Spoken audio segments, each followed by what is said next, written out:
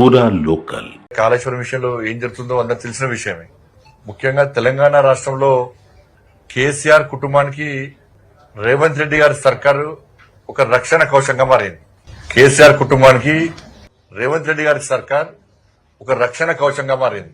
మీరు చూడండి, ఏ ఒక్క స్కామ్ లో కూడా, ఏ ఒక్క అవినీతి ఆరోపణలో అనుకుంటారు రిప్రజెంటేషన్, ఏ ఒక్క అవినీతి ఆరోపణలో ఇంతవరకు చర్యలు తీసుకున్న దాఖలాలు లేవు.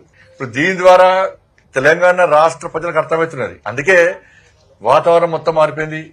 ప్రజలందరూ ఆలోచిస్తున్నారు, అందరికీ ఇచ్చాం అవకాశం, ఈసారి బీజేపీకి ఇద్దాం అధికారం. అందరికీ ఇచ్చాం అవకాశం, ఈసారి బీజేపీకి ఇద్దాం అనే అధికారం ఇద్దామని చెప్పి ప్రజలు అనుకుంటున్నారు.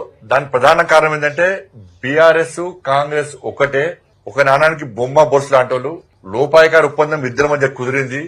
అందుకే కేసీఆర్ కుటుంబం మీద ఏం విచారణ పేరుతో కాలయాపన చేస్తుంది తప్ప ఎలాంటి చర్యలు తీసుకున్న దాఖలా లేవని చెప్పి అలా స్పష్టం చేస్తాం.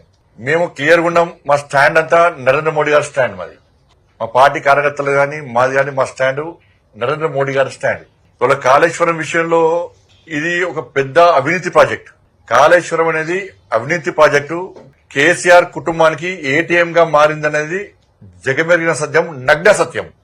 11 సంవత్సరాలు ఒక దేశాన్ని నీతి నిజాయితీతో పాలించినటువంటి ఒక మహానుభావుడు నరేంద్ర మోడీ గారు ఏం ఆధారం లేనిదే, ఏం తెలియందే తెలంగాణకు వచ్చి కాళేశ్వరాన్ని ఏటీఎం అని చెప్పగలుగుతారా? కేసీఆర్ కుటుంబానికి ఏటీఎం గా మారని చెప్పగలుగుతారా? నరేంద్ర మోడీ గారు చెప్పారు, అమిత్ షా గారు చెప్పారు, మా జాతీయ అధ్యక్షులు జేపీ నడ్డా గారు చెప్పారు, రాష్ట్ర నాయకులు చెప్పారు. కాబట్టి 100% ఇది కేసీఆర్ కుటుంబానికి ఏటీఎం లెక్క మారింది.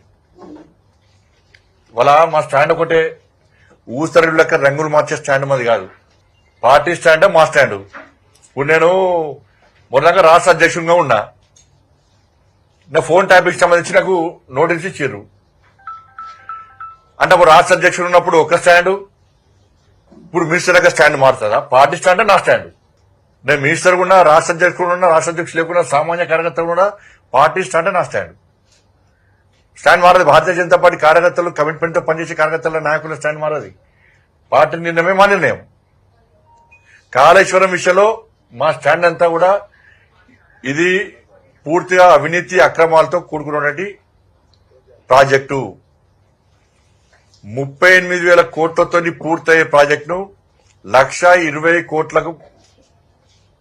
కోట్లకు అంచనాలు పెంచి కేసీఆర్ కుటుంబం డబ్బులు దనుకునే విషయం వాస్తవం. కానీ అలా రేవంత్ రెడ్డి సర్కార్ ఏం చేస్తున్నది? అరే, ఇక కాళేశ్వరం ప్రాజెక్టులో పనిచేసే అధికారులు 100 కోట్లు సంపాదించుకున్నారు. కాళేశ్వరం ప్రాజెక్టులో పనిచేసే అధికారులు ఇట్లా కదులుతో 100 కోట్లు వస్తున్నాయి దగ్గర. ఇప్పుడు నాయకుల పరిస్థితి, కేసీఆర్ కుటుంబ పరిస్థితి ఏంది? కానీ అందరు అధికారులు తప్పు కాదు. నేను మళ్ళీ రేవంత్ రెడ్డి గారి సర్కార్కి విజ్ఞప్తి చేస్తున్నా, కాంగ్రెస్ పార్టీ ప్రభుత్వానికి, మీరు దయచేసి అధికారులకే పరిమితం చేయకండి అవినీతి.